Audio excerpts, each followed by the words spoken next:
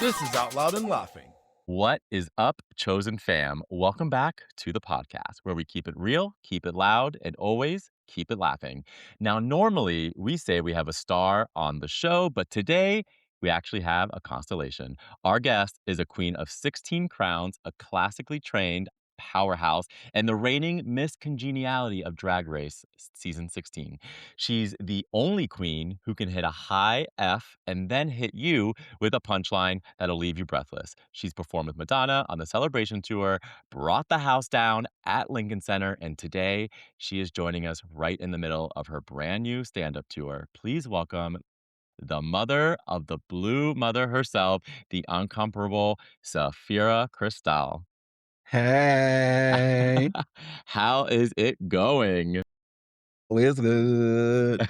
Um, oh yeah, it's fabulous. Oh, that was lovely. I'm not the current reigning Miss Congeniality. Okay, all right, but you had the crown. I did have the crown. Because there's now 2 seasons since my Yeah, I season. know. They're cranking them Yeah, out. I mean, it's been 2 years ago. So What is time anymore, we're cranking honestly? it out. We're cranking out life, honey. I'm cranking it out Oh every night, my hopefully. gosh. Well, we are so honored to have you on this pod. You've been taking the stage and have so many more shows. How has the energy been on the One Slew over the Cuckoo's Nest tour so far? It's great. The people are loving the jokes.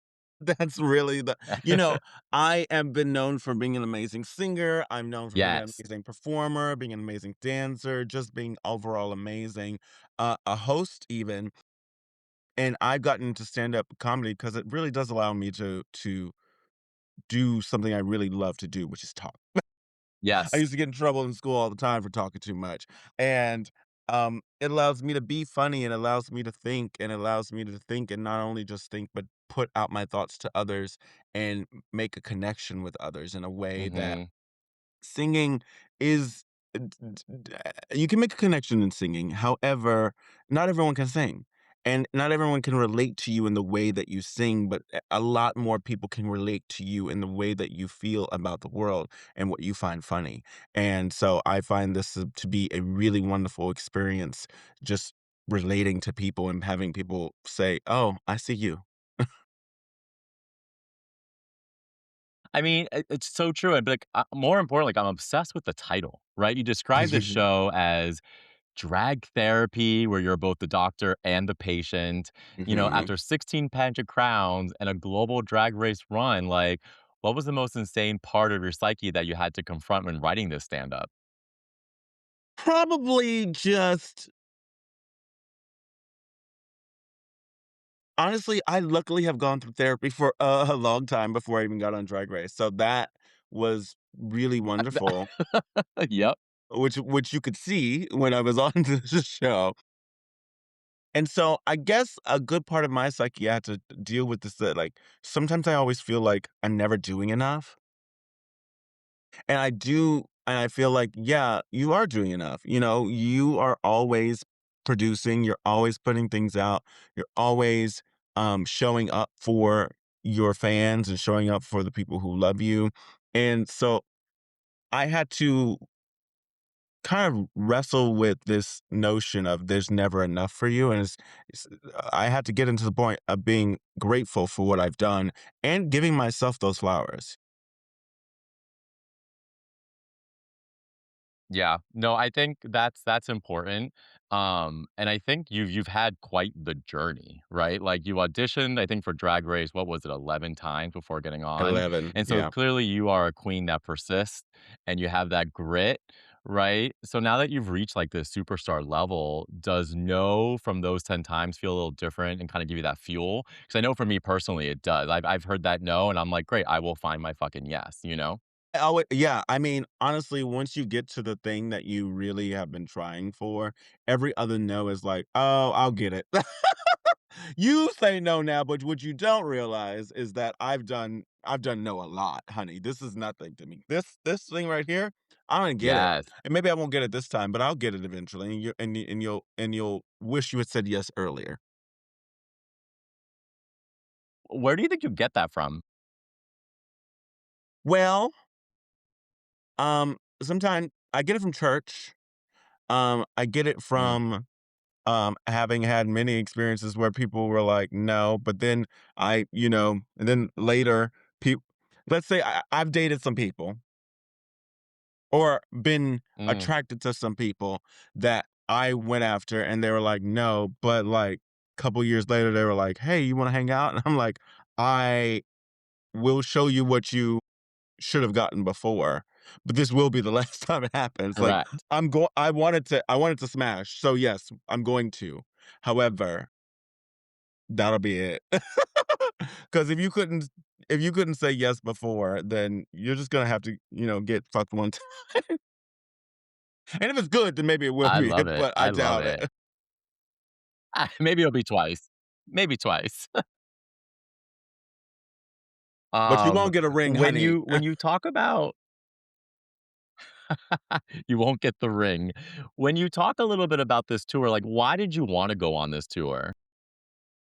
I love being out there. I love being out in the with the people, Mm, and I do love performing, and I'm doing other tours. I've done all sorts of tours. I've done singing tours. I've done musical theater tours. I've done a drag tour with all the girls for Christmas. I've done tours in Australia and England, and I wanted to just take this thing that I love to do. I talk to myself constantly, and I figured, you know what? Let's stop talking to ourselves and start talking to the people. And so that's the one of the main reasons I wanted to come out there. It's because it's like I have this thing. I'm funny. Let's do it. I mean, and then what's interesting is you talk about, like, you toured with the queens and things like that, but now you get to be on the stage by yourself. Like, this is your jam, this is your voice, this is your comedy. Like, that must feel, like, empowering and really good, you know? Yes, the funny thing is I actually did do my own tour, immediately after I was on Drag Race. I had the Crystal Ball tour, Yeah. and that was me, and I had 2 dancers, and so it was still mainly just me on the stage, entertaining for 2 hours, and that was really, really fun, um, and there's a stand-up set in that show. And honestly, it's funny throughout, but there's a stand-up set in the show. And during that stand-up, I started to realize this is the fun part. Like the rest of it, I have to make sure I'm in good voice. I have to make sure that I can sing. I can make sure that I've stretched. I have to make sure that Mhm. that I remember the choreography. All that stuff. I have to make sure that my voice is going to be able to hit those notes that I wrote in my songs. And with the comedy, I could just be me and not have to worry about anything but maybe memorizing what the jokes are. But other than that, in comparison to all those other things, it's like, well, this is the thing I want to do. Yeah.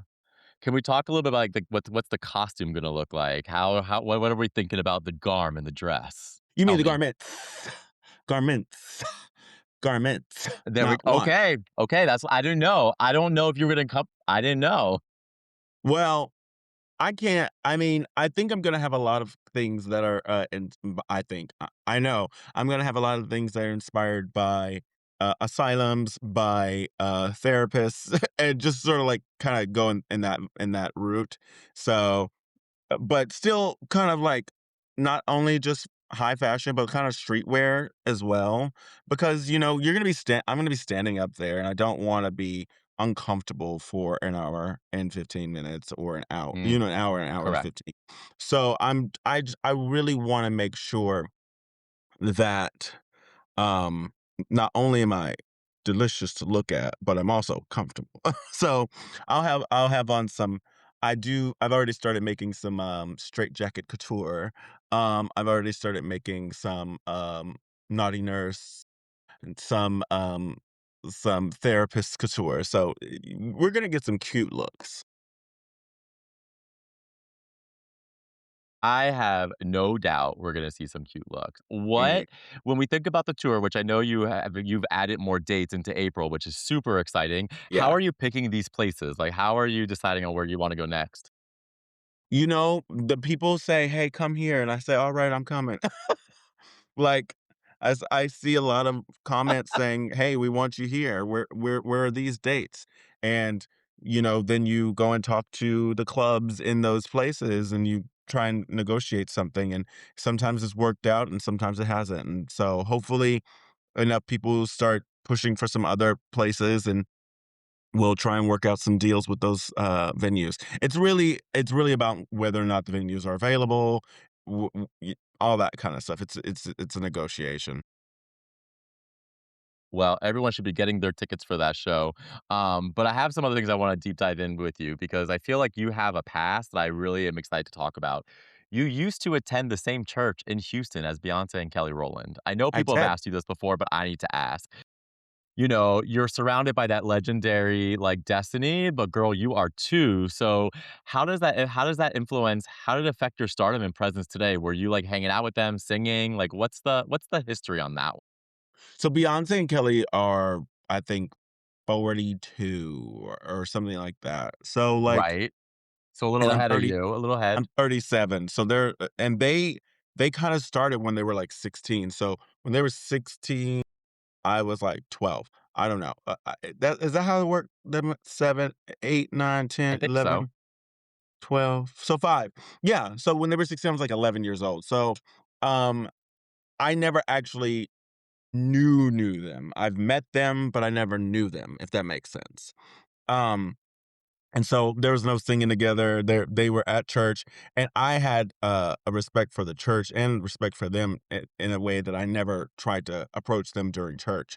And after church, I got my own things to do. I was a young kid in church, and I was also very young in the choir. And so they weren't in the choir; they were Destiny's Child.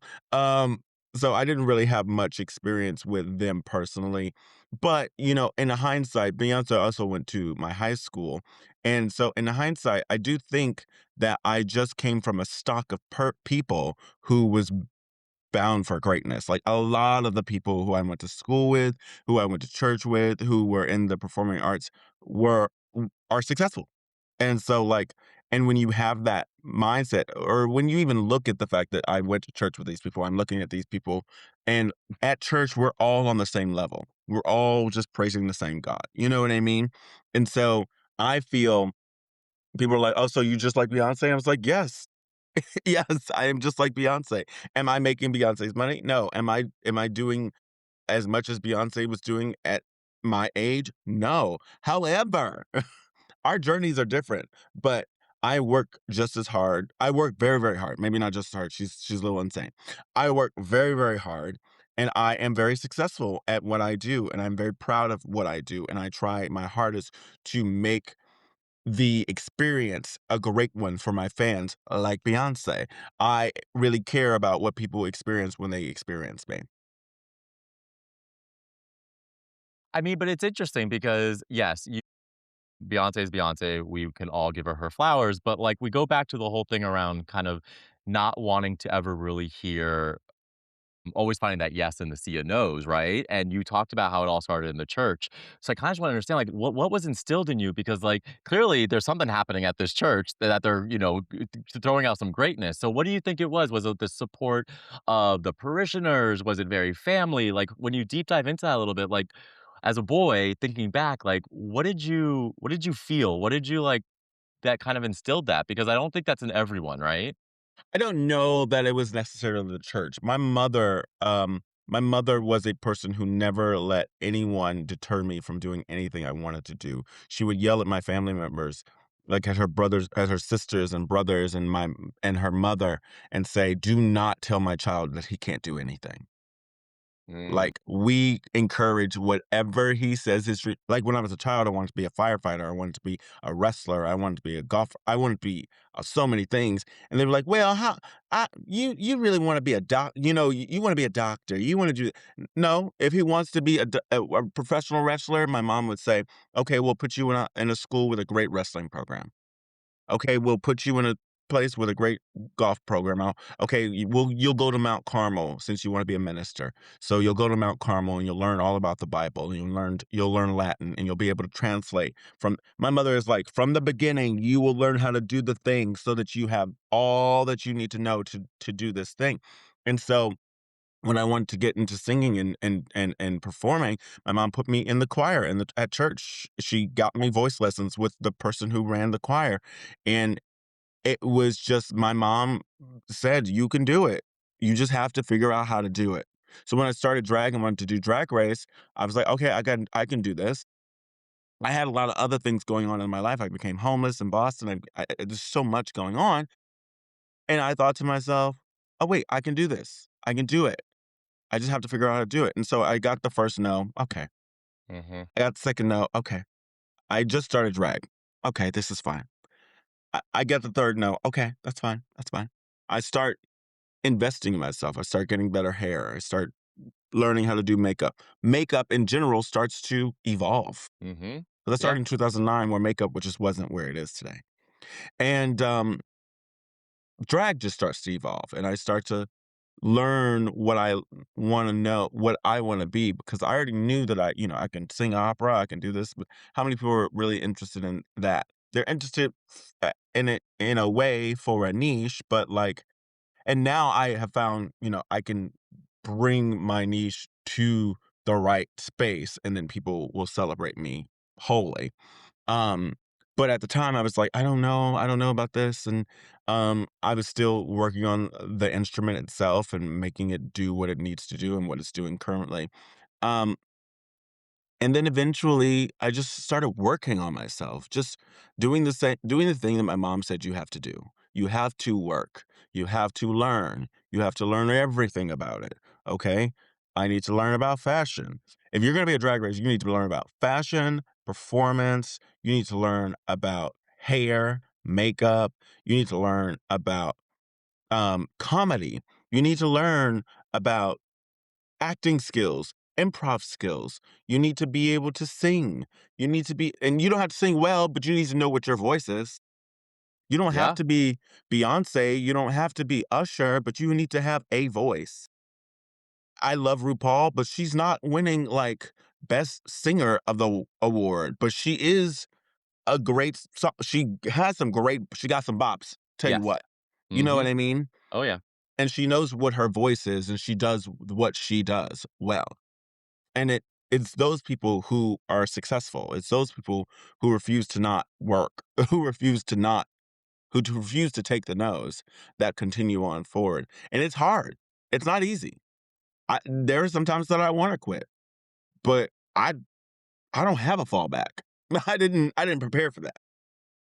It's the love of it, and I think you say it because I have the same thing in common with you. It's like you have that mom that said, "I'm gonna support you, but if you're gonna do it, let's do it right, and let's put Exactly. all of it in, and if you're not, then it's hard to support." So, I completely agree, and it's showing that you're doing it.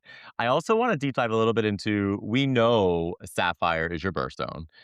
And we know Mhm. that blue is your signature, but you've also Mhm. mentioned in interviews that it may not be your favorite color, but it does bring people peace. But since your favorite colors are red and black, is there a red and black version of you that we haven't seen yet? Maybe a more darker, more illusion, villainous side that you might have experimented with? No. Nope.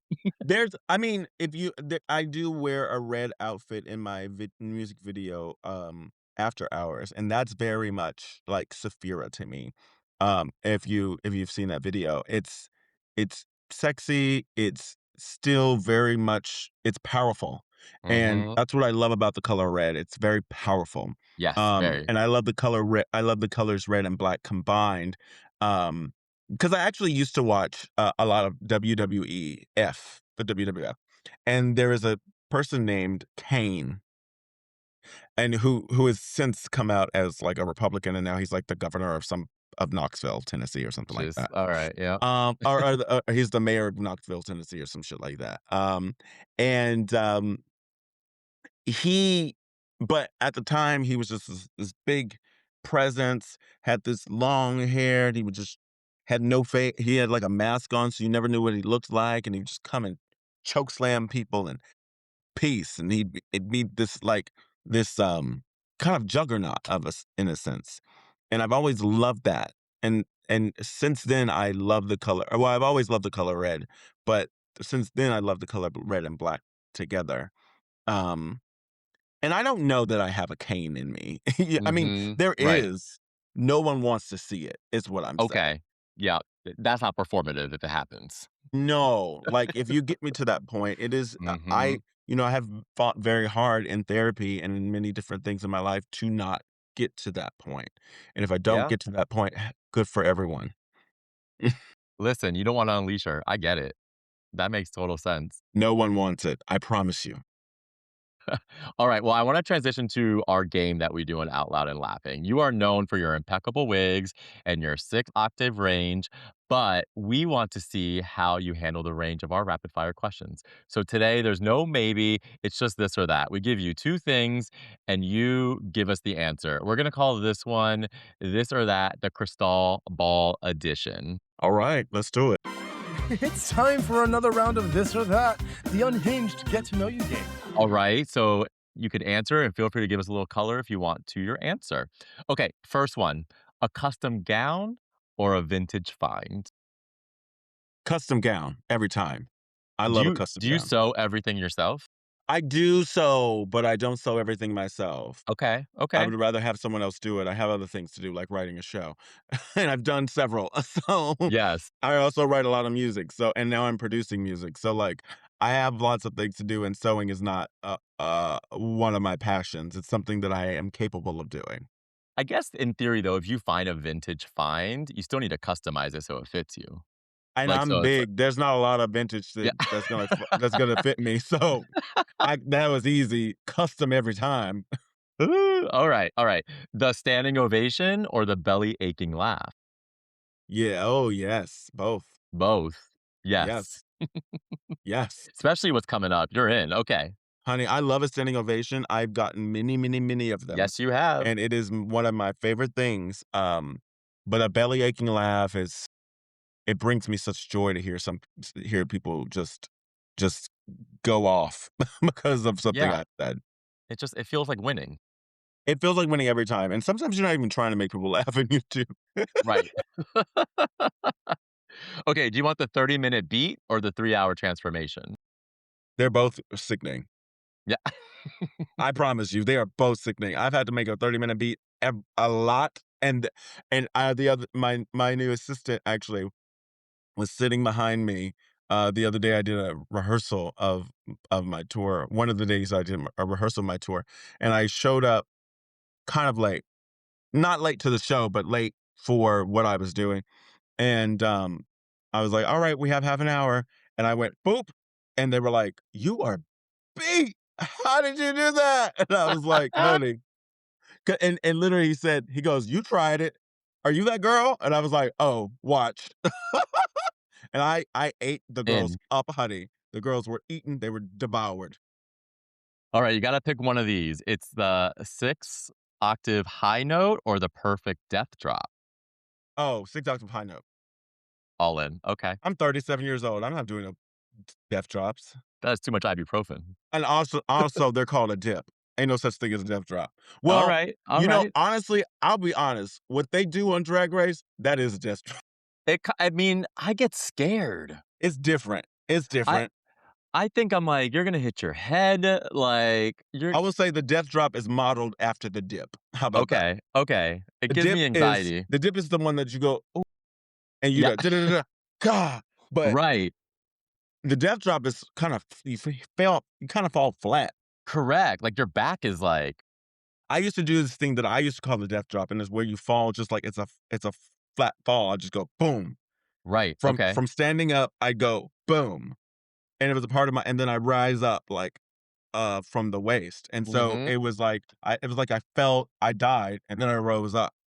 And it was something that like I used to do in a lot of performances because, I had some some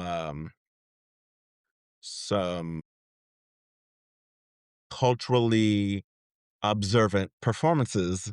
Um and I would do like a hands up and then I'd fall because I got shot and then I'd come back up. And it kills every time, but it also killed my fucking back. Right. That's the problem, is the age thing. Okay, after we're doing all the performances, this one always gets a controversial answer because someone's either one way or the other. Do you prefer a shower or a bath? I prefer a shower to get it all off, Mm-hmm. and then a bath, Okay. and then another shower. Right. So you do the rinse after the bath, because I do. Yeah, you have to do a rinse You after a have bath. to, right? Are you gonna sit in the soup and just get out? Listen, we've gotten all these answers. Some people do. And they smell like it too. Mhm. You're sitting in it. You're sitting in it. Like, you smell like bath water. And they're like, "Yep." That's not a good thing, honey. That's not a good thing. Okay, do you want the high heel or the high note? High note. I don't like heels. You know this. Everyone knows this. Not in. Okay, last one. Do you want the crown or do you wanna keep that Miss Congeniality sash? Excuse me? Which one? Of course I want the crown. Listen, we're just asking the questions. See, the thing about it is I got Miss Congeniality, Yeah. and I was still up for the crown. I I I know. You deserve So, both. that's what That's I'm why I'm saying. asking. But I'm not a judge, so I'm I've just a already been Miss watcher. Congeniality. I'll take the crown now, thanks. And Well, I'll still help people. I'll still be that girl. so you want But both. yes, You wanna yeah, I get it.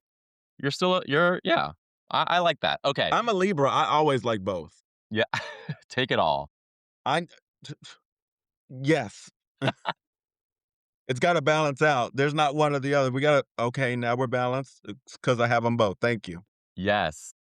Well, Sapphira, you truly are one of one. Thank you for spending time with us today and for everything you do to uplift the community. Truly, it is needed today. To our chosen fam, if you are in places like St. Louis, Austin, Portland, Seattle, get your tickets for One Slew Over the Cuckoo's Nest. You don't want to miss this fabulously unfiltered diva in action. Sapphira, what can you tell our guests? Where can they follow you? Like, give all the things.